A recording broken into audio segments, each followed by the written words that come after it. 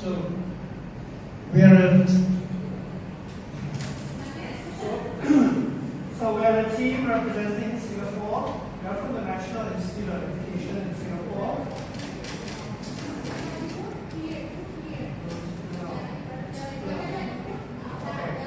So we are a team from the National Institute of Education in Singapore, and I'm here with two of my team members, Min An and Noan. So Min An and Noan will be doing most of the talking.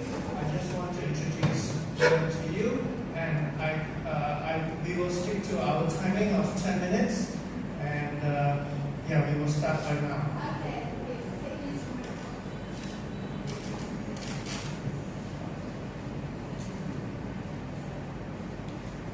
So, good afternoon everyone. I am Nyo An and this is Min An, co-presenter. So today, you can see the name of our work on the slides. So what we want to show you today is really physical exercise, mind-climate, student context. And what we want to show to you is how us students can make use of technology, of AI, and of the tools that we have in schools or maybe in laboratories to our advantage, and to carry out student-initiated inquiries, and also as a way to show how teachers can support students in their own learning journeys.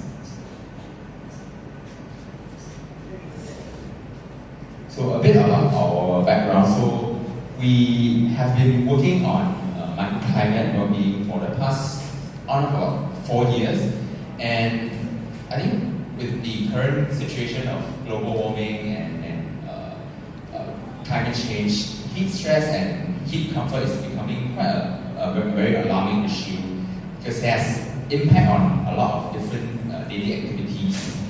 Like for example, human exercise, which is a case study that we'll be presenting today, and also on other things, just like sitting and talking and learning. And there's a very stark difference between, let's say, studying in a room with aircon and without aircon. So that is what we really want to show to you today. And really the overarching concern here is how us as students could conduct these inquiries about our learning environments and physical spaces when we're given the technologies and all the digital tools that we have at our disposal.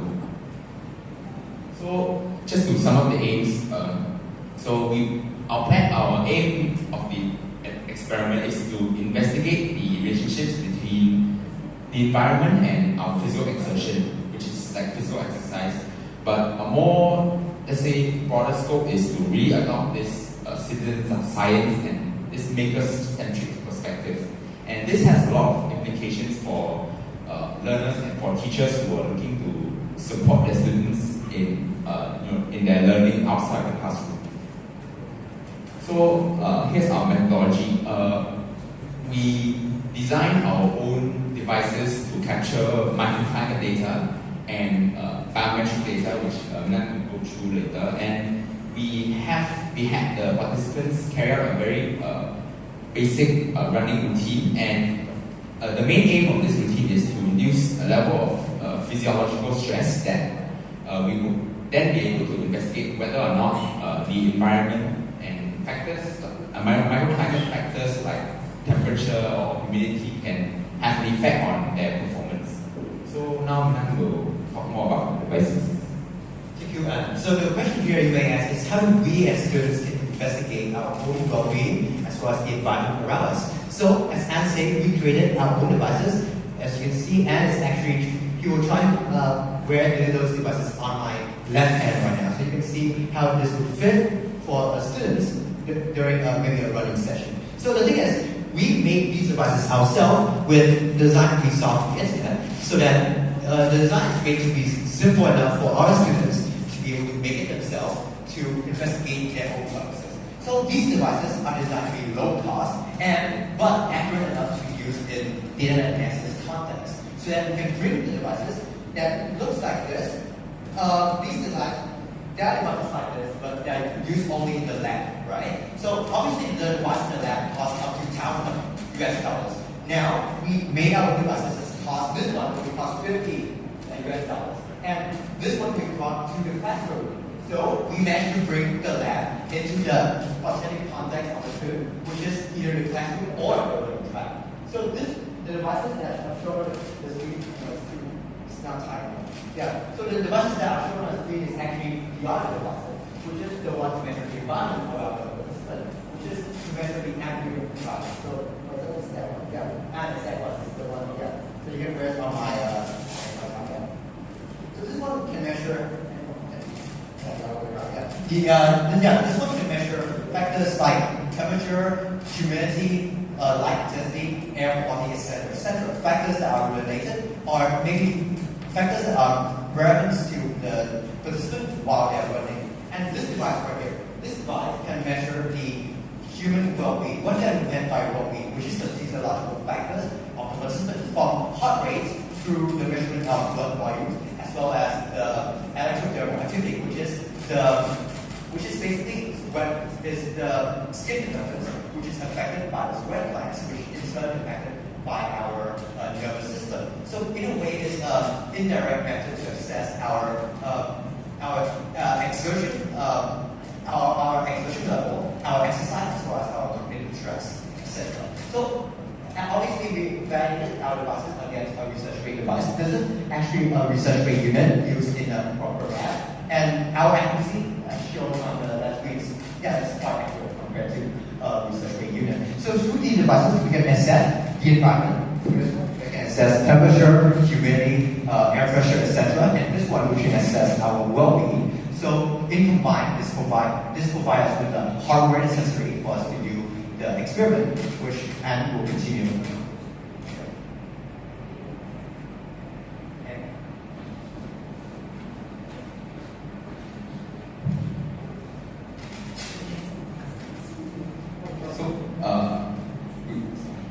So we'll go through methodology briefly. So we collected the data, then we coded Python scripts using AI models and some machine learning models to extract relevant EDA features, which, as Sinan talked about, is able to capture levels of stress during physical exercise. And I'll just go through the results briefly. This is a correlation matrix, so it's basically between environmental factors. So if you look on the column, there's ambient temperature, sound level, and humidity, and on the horizontal column is EDA features. So there are these two features that are very distinct and have very high correlation scores, and these two features have shown very strong responses against ambient temperature, which is expected because ambient temperature has a very strong effect on stress and for physical exertion during exercise. So if you can read from the plot, the higher the temperature, the higher the level of skin conductance in the skin. So in context, during a physical exercise, this means that the participant will feel a larger level of stress, and they will feel a lot more, they feel like they have to exert a lot more to achieve the same performance. And the same goes for our non-specific skin conductance responses, which is basically more discrete sort of signals that also able to capture levels of physiological stress. So to quickly wrap up, so I think the gist of this presentation is to really show to you our proof of concept approach. So the idea itself is not new. A lot of research has been done about environment and physical exercise, but what we want to show you is how us as students can make use of our own learning and how teachers can support us as we take our learning outside of the classroom and put it into some context that we are more comfortable with. So before we end off, I would like to talk about the possible extension of our project, because we have the devices, the actual demo activity actually is a good assessment of the level of engagement as well as the level of stress, especially cognitive stress in a classroom scenario, which means that this device can help us to assess the level of learning, the active learning that the participants are achieving in the classroom. So this is just a one use case of research for it. The devices can be brought into the classroom to assess how the students are listening, how the students are actively learning in the more classroom-based scenario. And I think that's it. So next slide is our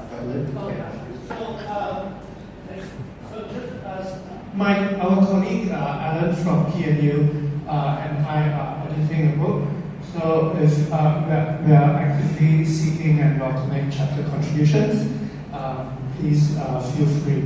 Alan is a great person to work with. Those of you from PNU will know. Thank you so much. Bye.